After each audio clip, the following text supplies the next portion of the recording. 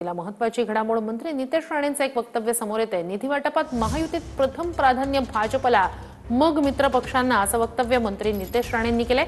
सरपंचांना निधी वाटपाच्या मुद्द्यावरून त्यांचं हे वक्तव्य समोर आलंय। तर मवियाच्या सरपंचांना निधी मिळणार नाही असं म्हणत पुन्हा एकदा नितेश राणेंनी मवियाच्या सरपंचांना इशारा दिलाय।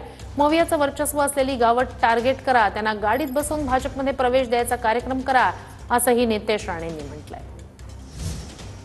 पालकमंत्री भारतीय जनता पक्षाचा आमदार म्हणून मी त्या दिवशी जे कुडाळमध्ये सांगितलं, आता बरं आहे खूप कुबाटावाले आमच्याकडे येत आहेत, महाविकास आघाडीचे येतात, कारण पर्याय राहिला नाही ना आता।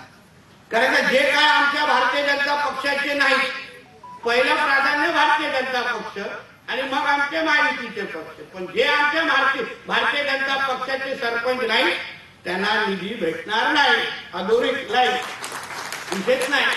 म्हणून आज जे काही कार्यकर्ते आले त्यांनी अतिशय योग्य निर्णय घेतलेला आहे। महेश आणि मनीषजी आणि बाकी सगळ्याच माझ्या मागच्या सगळ्याच कार्यकर्त्यांना सांगितलं की प्रत्येक उबाटाच्या गावाला आणि महाविकास आघाडीच्या गावाला टार्गेट करा।